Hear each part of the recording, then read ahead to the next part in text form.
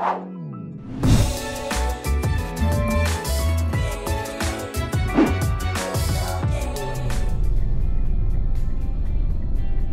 magandang araw mga kababayan, no? Dito po tayo sa UTS Bypass Road dito sa Dasmariñas, Cavite. Ang nakikita niyo pong daan ay ang Aguinaldo Highway, no?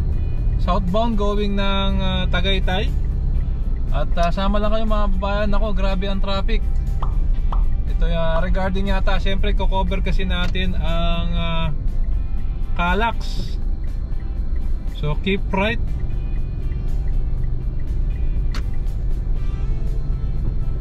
Cover po natin yung Aguinaldo Highway section, ha. Ang balita natin na baka next month buksan na ito. Medyo matagal-tagal na rin po yung huling coverage natin, siguro mga 3 weeks ago. At itong section na lang po ng Aguinaldo Highway yung talagang kailangan pong tapusin, no. Mukhang pero sure ball po ako hindi na po abutin doon ng Kapaskuhan. Siyempre mga babayan, kung bago pa lang po kayo sa ating channel, inaanyayahan ko po kayong mag-like, mag-comment and subscribe, hit yung notification bell para updated po kayo pag may bago tayong video. So nagkakaroon po ng parang binabakbak po yung kalsada ngayon dito sa Aguinaldo Highway. Parang kanina rin, no? Parang inaayos po, no, yung mga lubak, which is okay po yan, pero at least po alam nyo ngayon. Ayan, no? So pag dumaan po kayo Aguinaldo Highway, expect po na traffic. Dahil po rito, baka meron po kayong alternative route, pwede po kayong magsilang. Kung kayo po ay patagaytay, baka bandang dun, hindi na po ganito. Pero dito po, after po ng UTS Bypass Road or malapit sa Palapala, ay ginagawa po yung daan. At yan nga po, sama lang po kayo. At balik po ako pag malapit na po tayo dun sa mismong Aguinaldo Highway interchange ng Calax. Okay, so dito na po tayo sa Silang. Actually, malapit na po tayo dun sa mismong interchange. Kaya nga po pag nabuksan to, may mga alternate route na po muli, no? Kung gusto nyo po magtagaytay from Calax po, imagine po, no? From Calax dyan po sa Green na Mamplasan ay diretso na po kayo dito sa Silang. Dito na kayo i-exit at talagang mas napalapit pa yung Tagaytay sa inyo, no? At Aguinaldo Highway. Kung ayaw nyo dumaan sa Calax sa Santa Rosa Tagaytay Road, dito na po kayo sa Aguinaldo Highway.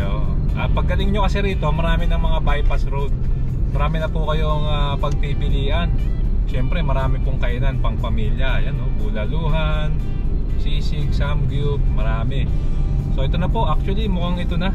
Kasi alam ko pagka kanan, dito na yung interchange mga kasama. So pupwesto lang tayo. Ito yung exit. Ito mismo yung exit. Dyan lalabas yung mga sasakyan. So yun, nakita na natin. So pwesto lang tayo rito mga kasama, no? Para mas mapakita ko sa inyo.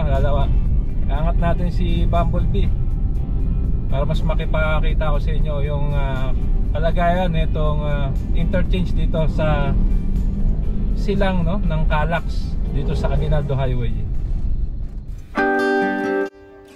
Ayan, so inangat na po natin si Bumblebee, no, dito po sa kahabaan ng Aguinaldo Highway dito po sa Silang, Cavite. At pupuntahan po natin ang Calax sa Aguinaldo Highway interchange, no, na parte pa rin po ito ng Silang. Ayan mga kasama, no, kitang-kita na natin ang development dito. At may katabing malaking parang facility itong lugar na ito, no. Pero di makakaila mga kababayan, malaking bagay ito lalong-lalo na sa mga kababayan natin dito, pati na rin po sa Metro Manila, no? Siyempre, alam niyo naman po, pasyalan ng Tagaytay at marami na pong option na dadaanan, no? Para po makapunta at pauwi galing sa lugar na ito. Ito na po yung latest ngayon mga kasama. Dito po sa interchange, kitang-kita niyo na po na talagang inaayos na po nila itong kakalsadahan dito, no? Yung mismong expressway, kitang-kita na po yung toll booth at talagang sinisemento na po yung daanan mga kasama. So yun po, no, diretso po ron, pabalik po yan dyan po sa Silang East Interchange sa rancho po ni Mr. Bean. At ito po ang latest ngayon dito. Titignan po natin, lilibutin natin itong mismong interchange na ito mga kasama.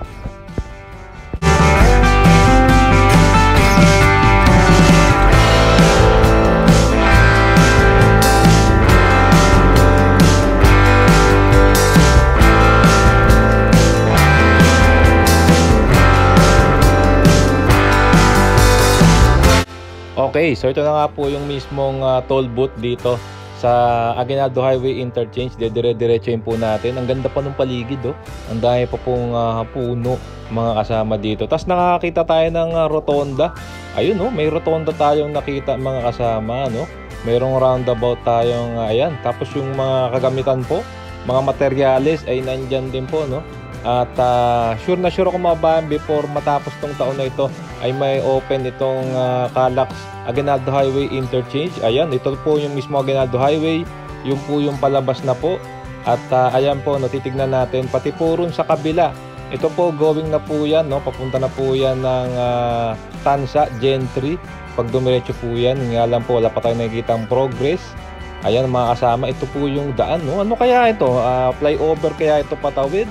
Or magkakaroon ng underground tunnel dyan mga bayan? So comment down below na lang para po dun sa mga susunod pang update dito, no?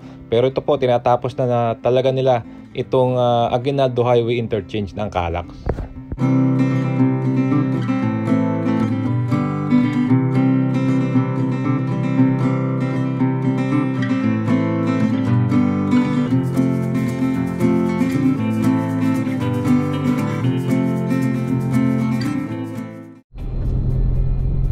Okay, mga kasama, no, nakita nyo na, no, na talaga namang tinatapos na itong Aguinaldo Highway Interchange. Pero sa nakikita natin, yun nga po, no, yung toll booth, yung papunta ron yung daan, okay na.